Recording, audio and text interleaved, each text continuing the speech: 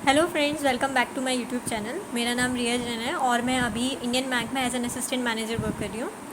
मैंने IBPS PO 2019 clear किया था और इसके अलावा मेरा SBI क्लर्क 2020 की वेट लिस्ट में भी नाम था।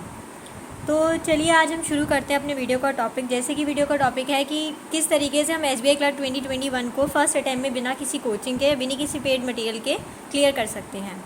तो देखिए, प्रिपरेशन सब करते हैं, ठीक है। हमें ये मालूम होता है, आजकल हर स्टूडेंट्स को मालूम है कि कहाँ से पढ़ना है, कितना पढ़ना है, क्या पढ़ना है। ये आपको बहुत सारे रिसोर्सेज, टेलीग्राम, यूट्यूब हो गया और बहुत सारे अनलिमिटेड रिसोर्सेज जहाँ से आपको बुक्स मिल जाएंगी, क्या पढ़ना है, कैसे पढ़ना है, ये सब आपको आइडिया लग जाएगा। पर फिर भी आपने कभी सुना है कि स्टूडेंट्स बोलते हैं हमने इतने टाइम से प्रिपेयर कर रहे हैं, हमने ये भी पढ़ लिया, हमने वो भी पढ़ लिया, स्टिल हम एग्ज़ाम में परफॉर्म नहीं कर पा रहे हैं। इसका सबसे बड़ा रीज़न होता है क्योंकि आपका प्रिपरेशन और परफॉर्मेंस दोनों बहुत अलग चीज़ें हैं जो कि आपस में बहुत ज़्यादा रिलेट करती हैं। आप प्रिपरेशन कर रहे हो, आप काफ़ी अच्छे से प्रिपेयर करो, आपने बुक्स भी पढ़ लिया, आपने टॉपिक सब कुछ अच्छे से तैयार करे, बट आपको यही नहीं मालूम कि एग्ज़ाम में परफॉर्म कैसे करना है, एग्ज़ाम में किन टॉपिक्स को करना है, किन टॉपिक्स को छोड़ना है, किस तरीके से टाइम मैनेजमेंट करना है। तो आपकी प्रिपरेशन वेस्ट हो जाती है। आप नॉर्मली अगर आप सोचें कि आपने सारे टॉपिक्स पढ़े हैं, आप सब कुछ करके गए, पर एग्ज़ाम में आपके पास लिमिट है, टाइम लिमिट है आपके पास, आपको उसमें टाइम मैनेजमेंट अगर करना नहीं आया तो, और एग्ज़ाम में क्या होता है, एक सेकंड का खेल होता है, एक अगर आप 5 मिनट आपने वेस्ट कर दिए तो आपका पूरा पेपर ख़त्म हो जाता है वहीं पर। या अगर आपने एग्ज़ाम्स दिए या आप एग्ज़ाम्स दोगे तो आपको ये चीज़ ज़रूर फील होगी। इसलिए मैं शुरू से बोलती हूँ कि आप एग्ज़ाम हमेशा जितना हो सके उतने एग्ज़ाम्स दीजिए। इससे आपको फ़ायदा क्या होता है, आप घर में जब प्रिपरेशन कर रहे हैं तो आपके पास प्रेशर नहीं होता, जबकि जब एक्चुअली आप एग्ज़ाम देते तो एग्ज़ाम प्रेशर फील होता है, आपको स्ट्रैटेजी समझ आती है, आप धीरे धीरे खुद की स्ट्रैटेजी बनाना शुरू करते हैं कि हमें एग्ज़ाम में क्या पॉइंट पहले उठाना था, क्या पॉइंट बाद में उठाना था। तो आज का वीडियो हम इसी टॉपिक पे डिस्कस करेंगे कि ये वीडियो 2 पार्ट में बनेगा, प्रीलिम्स के लिए और मेंस के लिए। तो आज का वीडियो हम सबसे पहले SBI क्लर्क के प्रीलिम्स के लिए अटेम्प्ट बना रहे हैं। इसमें हम ये देखेंगे कि हम कैसे SBI क्लर्क प्रीलिम्स 2021 में 80 to 90 स्कोर कर सकते हैं ईजिली। ओके, तो देखिए, किसी भी एग्ज़ाम को अटेम्प्ट करने की एक पर्टिकुलर स्ट्रैटेजी होती है, ठीक है। ये डिफ़र कर सकती है, बट एक कॉमन बेसिक स्ट्रैटेजी फिर भी सबके लिए कॉमन ही रहती है, ठीक है। देखिए, जैसे अगर हम बात करें इस एग्ज़ाम के पैटर्न की, प्रीलिम्स के लिए जो बच्चे ऑलरेडी एग्जिस्टिंग बैंक की प्रिपरेशन कर रहे हैं, कर रहे हैं अभी पिछले 1 साल से या 6 महीने से, उन्हें आइडिया लग चुका होगा कि एग्ज़ाम पैटर्न क्या होता है। पर वो बच्चे जो अभी भी नई प्रिपरेशन स्टार्ट कर रहे हैं या फिर अभी शुरू करने की सोच रहे हैं, तो उनके लिए मैं अगर एक ब्रीफ में एक आपको पैटर्न बताऊं एग्ज़ाम का, तो जो SBI क्लर्क का प्रीलिम्स में 2 फेज़ होते हैं, आपका प्रीलिम्स और मेंस। अगर हम प्रीलिम्स की बात करें तो प्रीलिम्स में आपके 3 सेक्शन आएंगे। पहला होता है आपका इंग्लिश, दूसरा आपका मैथ्स हो सकता है, और थर्ड वन आपका रीजनिंग हो सकता है। रीजनिंग और मैथ्स ऊपर नीचे हो जाता है, कभी रीजनिंग पहले होता है तो कभी मैथ्स बाद में होता है। देखिए, जो इंग्लिश सेक्शन है वो आपका 30 मार्क्स का होता है, जिसमें आपको 20 मिनट्स का टाइम मिलता है। और आपका जो रीजनिंग और मैथमेटिक्स का पोर्शन है, यानी क्वांटिटेटिव एप्टीट्यूड है, जिसको आप क्वांटिटेटिव एप्टीट्यूड के नाम से बोलते हैं, ये दोनों आपके 35 मार्क्स के होंगे और दोनों के लिए आपको 20 मिनट्स अलग से मिलेंगे टोटल। और जो ओवरऑल आपका टाइम होता है वो आपका 60 मिनट्स का होता है, ठीक है। तो अब बारी आती है कि हमें किस तरीके से, देखिए, जो आपका प्रीलिम्स होता है हमेशा किसी भी एग्ज़ाम का, वो आपका होता है चेक करना कि आपकी स्पीड कितनी अच्छी है, आपके बेसिक कंसेप्ट्स कितने अच्छे हैं, आप कम टाइम में सही डिसीजन ले पा रहे हैं, आपको मालूम है पेपर में कि आपको कौन सा टॉपिक को पहले उठाना है, किस टॉपिक को बाद में उठाना है। ये बहुत इंपॉर्टेंट होता है। ये जो भी एग्जामिनर है, जो वो लोग एग्ज़ाम ले रहे हैं, उसमें वो आपका नॉलेज नहीं चेक करेंगे। नॉलेज हमेशा मेंस में चेक होता है, क्योंकि मेंस में आपको टाइम बहुत ज़्यादा मिलता है। मेंस में आपको बहुत ज़्यादा टाइम मिलेगा उसमें आपको करने के लिए, तो आप इजीली वहाँ पे डिसाइड कर सकते, वहाँ पे आपकी नॉलेज चेक होगी, वो अच्छे क्वेश्चन देंगे। जबकि प्रीलिम्स में आपको टाइम देखते हैं कि आपके पास 20 मिनट है क्वेश्चंस को अटैम्प्ट करने के लिए, तो आप उसको कर पाओगे अटैम्प्ट, आप वाइजली डिसीजन ले पाओगे कि कौन सा पहले करना है और कौन सा बाद में करना है, ठीक है। तो अभी हम इसके बारे में डिस्कस करते हैं। अब हम जैसे हमने प्रीलिम्स का पैटर्न हमने जान लिया है, तो हम टॉपिक सेक्शन वाइज देखते हैं कि हमें किस सेक्शन में कौन से पोर्शन को पहले अटेम्प्ट करना है। तो देखिए, जैसे कि अगर हम सबसे पहले इंग्लिश को उठाते हैं, तो देखिए इंग्लिश की अगर हम बात करें तो इंग्लिश में आपके 2 सेक्शन होते हैं। पहला सेक्शन आता है आपका RC का। इंग्लिश जो पहला सेक्शन है उसके अंदर 2 पोर्शन है। पहला आपका आता है RC और दूसरा होता है मिसलेनियस। देखिए, अगर हम RC की बात करें तो आरसी इज़ रीडिंग कॉम्प्रीहेंशन। देखिए रीडिंग कॉम्प्रीहेंशन बहुत कॉमन टॉपिक है जो कि हमने अपने स्कूल में भी पढ़ा है, बचपन से पढ़ते हैं और हमने अपनी ग्रेजुएशन में भी पढ़ा हो। मतलब रोज़ हम एडिटोरियल पढ़ते हैं, हम कुछ भी कर रहे हैं, कहीं भी रीडिंग करें तो वो कॉम्प्रीहेंशन है, रीडिंग कॉम्प्रीहेंशन ही है। ठीक है, देखिए एग्ज़ाम में नॉर्मली क्लर्क का, अगर हम क्लर्क लेवल के एग्ज़ाम की बात करें तो बहुत ही इजी लेवल आता है। मतलब it might be a story और it might be normal editorial, easy ही होगा। मतलब एक नॉर्मल आप जल्दी से उसे समझ सकते हैं। देखिए, तो हमें सबसे पहले क्या करना है, जब हम इंग्लिश पोर्शन में आएंगे तो हमें सबसे पहले एग्ज़ाम में आरसी ढूंढना है। देखिए, इस आरसी ढूंढने की वजह ये है, जब आप एग्ज़ाम देने जाते हैं तो आप एकदम फ्रेश माइंड के साथ जाते हैं। ठीक है, आपका एकदम फ्रेश माइंड होता है, आप बहुत एक्टिवली, आपका माइंड उस टाइम बहुत ज़्यादा एक्टिव होता है। ठीक है, जब अगर एग्ज़ाम स्टार्ट हो रहा है और अगर माइंड एक्टिव है, आरसी में आपको सोचना पड़ता है। देखिए, इंग्लिश का अगर हम जो एक आरसी है और जो दूसरा मिसलेनियस पोर्शन है जो कि ग्रामेटिकल बेस्ड है, क्या ग्रामर्स के रूल्स होते हैं, अगर आपने उसको रट लिया, आपने उसको कर लिया तो आप उसको अटेम्प्ट कर लोगे ईजिली। ठीक है, लेकिन जब हम बात करें आरसी में, यहाँ पे कोई रूल नहीं चलता, यहाँ पे आपकी अंडरस्टैंडिंग काम आती है। तो इसलिए ज़रूरी है कि शुरू में जब हमारा माइंड सबसे ज़्यादा एक्टिव है तो हम उस टाइम इस चीज़ को यूज़ करें कि हम उस टाइम आरसी को कोशिश करें जल्दी से जल्दी अटेम्प्ट करने का। ठीक है, तो हम सबसे पहले इसमें हम कोशिश करेंगे कि हम इस आरसी को 7 to 8 मिनट्स में कंप्लीट कर पाएँ। ठीक है, 7 to 8 मिनट्स में कंप्लीट करना बिल्कुल पॉसिबल है। अच्छा, 7 to 8 मिनट्स में कंप्लीट कैसे करना है तो वो देखिए। सबसे पहले हमें क्या करना है, आरसी को हमें करीब पहले एक बार रीड करना है। रीड करना है, यानी जस्ट रीड करना है जल्दी जल्दी। ये आप 2 मिनट में आप कर सकते हो कंप्लीट। उसके बाद नेक्स्ट 2 मिनट में आरसी को आराम से रीड करना है। आप एक बार पढ़ चुके हैं तो आपको एक आइडिया लग जाएगा। उसके बाद नेक्स्ट 2 मिनट्स और लेने हैं और उसको प्रॉपरली उसको रीड करना है कि उसके अंदर वो कहना क्या चाह रहा है। जैसे ही आपने अपने स्टार्टिंग के 4 मिनट इन्वेस्ट कर लिए और आपको समझ आ गया कि क्या करना है, कि पैसेज क्या कह रहा है, देन हम आप सीधा जाएंगे क्वेश्चंस पे। फिर हम क्वेश्चंस को पढ़ेंगे, क्वेश्चन को ये गो थ्रू करने की कोशिश करेंगे कि हमने आरसी के किस पॉइंट में इस पॉइंट से रिलेट किया था। इस तरीके से हम आरसी को अटेम्प्ट कर लेंगे अपने 7 to 8 मिनट्स के अंदर।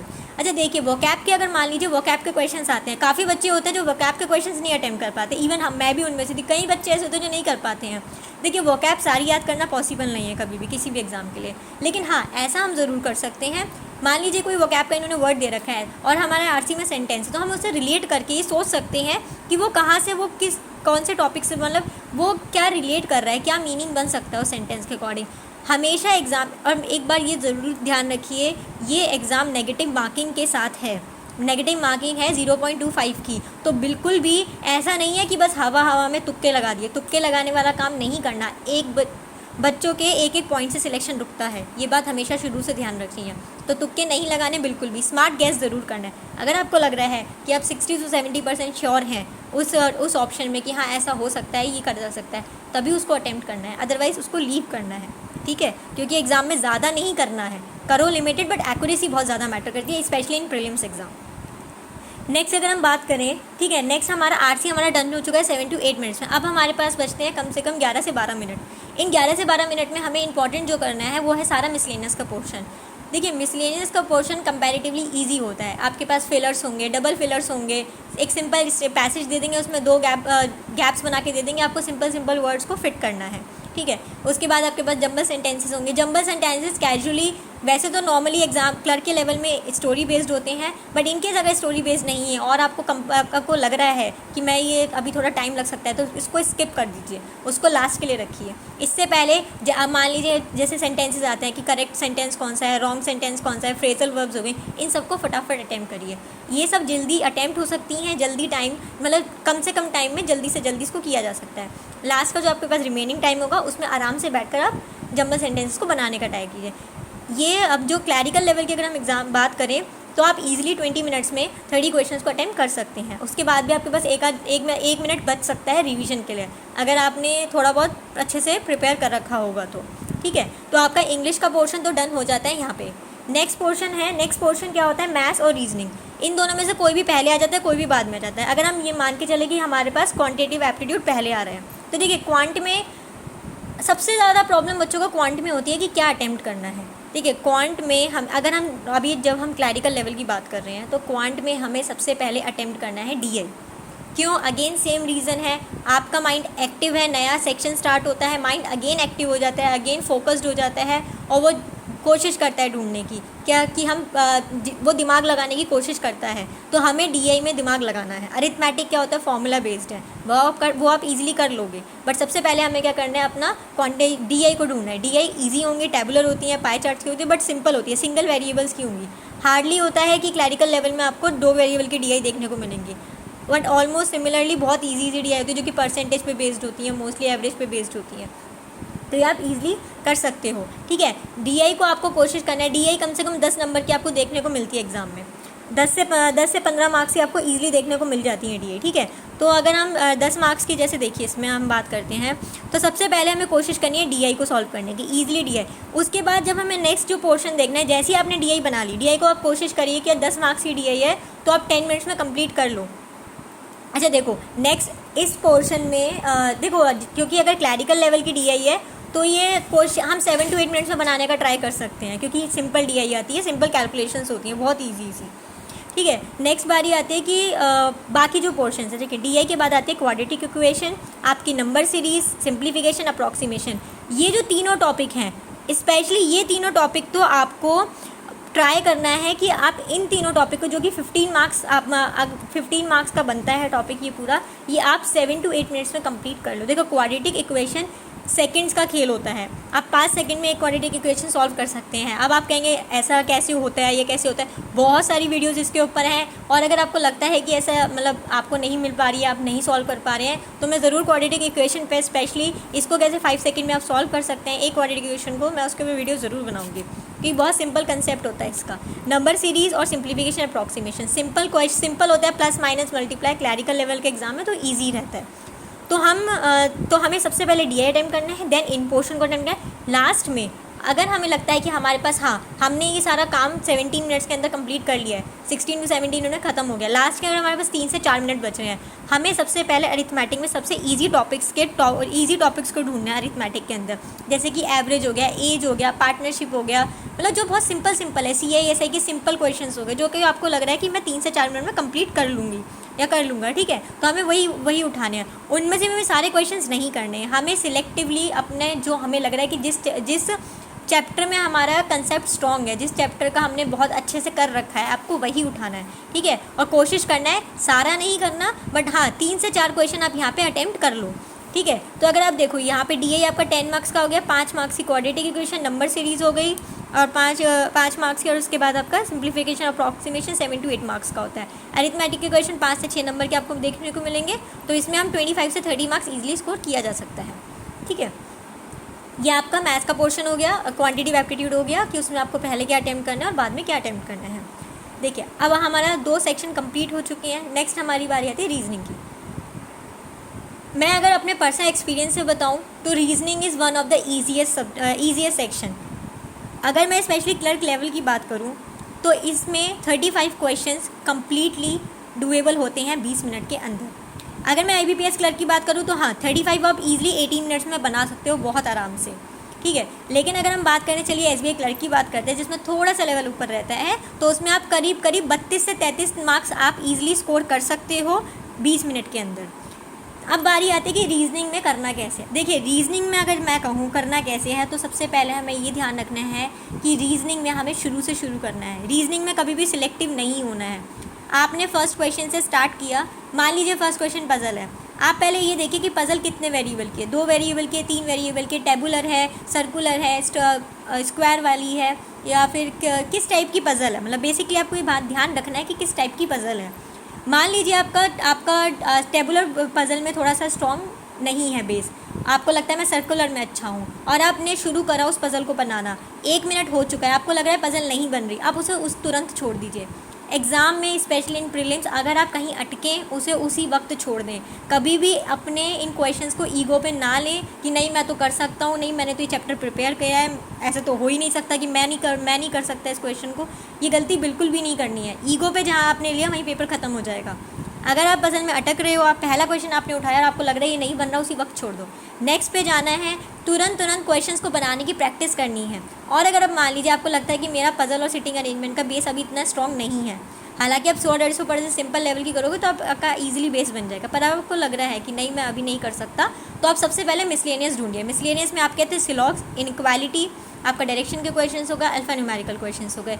बहुत ईजी होते हैं ये, बहुत ईजिली आप इनको डुएबल मतलब ईजिली आप कर सकते हो कम से कम टाइम में, जल्दी से जल्दी। ये सारे पोर्शंस आप कोशिश करिए कि मैं 10 मिनट में निपटा लूँ, और 10 मिनट आपको मिले पूरे पजल्स को बनाने के लिए। अगर आप थोड़ा सा मतलब एग्ज़ाम अगर आप बार बार दोगे और बार बार आप प्रैक्टिस करते रहोगे इन टॉपिक्स की, तो आप इजीली एग्ज़ाम में कर भी पाओगे परफॉर्म। ठीक है, तो एक आध टिप्स जो अगर मैं आपको दूँ कि एग्ज़ाम को अटेम्प्ट कैसे करना है, कि एग्ज़ाम की एक्चुअली स्ट्रैटेजी क्या होती है, कि किस तरीके से एग्ज़ाम को पेपर में जाना होता है, और एग्ज़ाम में हमें दिक्कत होती है, बच्चे डर जाते हैं कई बार या घबरा जाते हैं। सबसे पहला और इम्पॉर्टेंट टिप यही है कि एग्ज़ाम में कभी भी आप किसी भी क्वेश्चन को ईगो पे मत लेना। मान लीजिए आपने कोई चैप्टर है, जैसे हम पार्टनरशिप बोले, आपने पार्टनरशिप की बहुत अच्छी प्रिपरेशन करी है, बहुत मतलब ऐसा कोई क्वेश्चन नहीं है जो आपने पार्टनरशिप का छोड़ा नहीं हो, सब कुछ आता है आपको। एग्ज़ाम में जाकर पार्टनरशिप बेस्ड DI आ गई है, आपको लगता है ये तो मेरा चैप्टर है, ये तो मुझे आता है, मैं तो कर लूँगा। आप बनाने लगे पर आप अटक गए, आपने गड़बड़ कर दी, छोड़ दीजिए वहीं पर। कभी भी ये मत सोचना अरे नहीं अगले 5 मिनट और दे तो शायद बन जाए, अगले 5 मिनट देके शायद वो पजल वो DI बन जाएगा, पर उसकी वजह से जो आप 10 मार्क्स से क्वेश्चन कर सकते थे वो रह जाएंगे। और ओवरऑल सिलेक्शन एग्जामिनर कभी भी ये नहीं देखता कि आपने कितने मुश्किल चैप्टर को उठाकर उसके ईजिली बना लिया, वो आपको इस बेसिस पे जज नहीं करेगा, वो सिर्फ आपके मार्क्स देखता है, आपके कितने मार्क्स आए हैं और ओवरऑल एवरेज में कितना कट ऑफ गया है। इसलिए आपको वहाँ पे स्मार्ट नहीं बनना, जो आता है जो ईजिली कर सकते हैं, हमें मुश्किल क्वेश्चन करके टॉप नहीं करना है, हमें सिर्फ इजी क्वेश्चन करके जो सब कर रहे हैं ईजिली क्वेश्चन करके हमें सिलेक्शन लेना है। ओके, जो नेक्स्ट टिप आता है आपका ये आता है कि देखिए एग्ज़ाम में हमेशा रिलैक्स होके जाएं। ये ना सोचिए अरे ये पेपर है, ये तो एग्ज़ाम है, जस्ट एक एग्ज़ाम है, उसको एकदम से प्रेशर लोगे तो एग्ज़ाम में सब कुछ ख़त्म कर दोगे। रिलैक्स रहो, एकदम शांति से जाना है, आराम से जाओ और देखो कि मैंने और अपने पे विश्वास रखो, अपनी तैयारी पे हमेशा विश्वास रखना। तैयारी करी होगी अच्छी तो विश्वास हमेशा आएगा, कॉन्फिडेंस अंदर से आएगा, हाँ मैंने तैयारी करी है, हाँ मैंने करा है। देखिए प्रीलिम्स के लिए सबसे इंपॉर्टेंट टिप ये होते हैं, मॉक्स बहुत लगाइए। मॉक्स आप मतलब अगर एग्ज़ाम आपका प्रीलिम्स आने वाला है तो उससे 1 महीने पहले आप मॉक्स लगाना कंटिन्यू करिए। दिन में 1 मॉक करिए, लेकिन हाँ मॉक के अलावा बच्चे क्या गलती करते हैं, मॉक्स तो लगाते हैं पर उसका एनालिसिस कभी नहीं करते हैं। मॉक्स कर लिया, बना लिया, अरे क्वेश्चन हमने नंबर नहीं आ रहे हैं, या फिर वो डीमोटिवेट होकर बैठ गए, या फिर मॉक्स में कर लिया नंबर आ गए तो मोटिवेट होकर बैठ गए। पर इंपॉर्टेंट है मॉक्स का मतलब है एनालिसिस करना, उसको बाद में आप बैठिए, आप जो क्वेश्चन आपने नहीं अटैम्प्ट कर पाए उनको अटैम्प्ट करिए, क्योंकि कई बार हो सकता है कि वही सेम पैटर्न का क्वेश्चन आपके रियल एग्जाम में आ रहा हो, तो वो हमें फ़ायदा दे सकता है।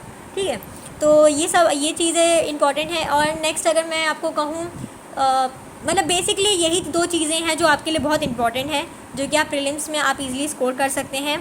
इसमें आपको ये थोड़ा सा समझ आया, थोड़ा आइडिया लगा होगा कि किस पोर्शन में किस चीज़ को पहले अटैम्प्ट करना है। हमेशा ध्यान रखिए स्टार्टिंग में माइंड बहुत एक्टिव होता है, तो हमें सबसे कोशिश करनी है कि जो पोर्शन में हमें लगता है हम थोड़े से वीक हैं, या फिर जो उसमें लगता है मतलब सोचना पड़ेगा, उसको पहले अटैम्प्ट कर लो स्टार्टिंग में, ताकि क्योंकि बाद में जब जैसे जैसे आपको दिखेगा ना वो टाइमर कम होता जा रहा है, आपके लिए हैक्टिक होना शुरू हो जाएगा, आप टेंशन लेना शुरू कर दोगे, उस वजह से क्या होगा एग्ज़ाम ख़राब होने लग जाता है।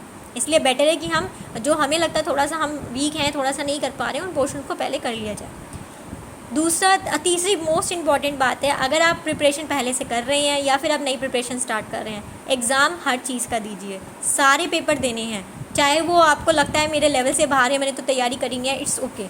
इसका सबसे बड़ा बेनिफिट होता है एग्ज़ाम प्रेशर को हैंडल करना आना, ये बहुत ज़रूरी है। ये आप करेंगे, आपको रियल एग्ज़ाम सिचुएशन समझ आएंगी, आपको प्रेशर हैंडल करना आएगा, आप काफ़ी रिलैक्स फील कर पाएंगे खुद को। ठीक है, तो अभी हमने प्रीलिम्स के लिए एक आइडिया हमने गो थ्रू किया है और एक आइडिया लिया है। नेक्स्ट वीडियो हम मेंस के ऊपर बनाएंगे। तो ओके, आज के लिए फिर इतना ही, अपना नेक्स्ट वीडियो हम मेंस के ऊपर प्रिपेयर करते हैं। आपको वीडियो में क्या पसंद आया, आपको क्या डाउट्स हैं अभी भी कि ऐसा कि और कुछ आपके मन में डाउट्स हो, आप मुझे कमेंट सेक्शन में लिख के ज़रूर बताइएगा। और वीडियो और चैनल को सब्सक्राइब ज़रूर कीजिएगा, ताकि नेक्स्ट मेंस की जो हम वीडियो अपलोड करेंगे SBI क्लर्क के से रिलेटेड, वो आपके पास उसके नोटिफिकेशन आ पाए और आपको एक हेल्प मिल पाए। क्योंकि देखिए मेहनत सब करते हैं, हर बच्चा मेहनत कर रहा है, तैयारी हर बच्चा कर रहा है, बट मेहनत जब राइट डायरेक्शन में होती है ना तो उसका रिज़ल्ट होता है, अदरवाइज़ सब वेन में चला जाता है, सब बेकार हो जाता है। इसलिए मैं आपको बेस्ट कोशिश करूँगी कि बेस्ट एडवाइस कर पाऊँ। जैसे मैंने अपना इस IBPS PO फर्स्ट अटैम्प्ट में क्लियर किया। मैं 2018 बीकॉम ऑनर्स की ग्रेजुएट हूँ और 2019 में मेरा IBPS PO 2019 का मेरा क्लियर हुआ था। एंड देन SBI क्लर्क 2020 में मेरा वेट लिस्ट में नाम था। तो ऐसे ही आपको भी हेल्प मिल पाए, ऐसे ही आपको भी फ़ायदा हो पाए।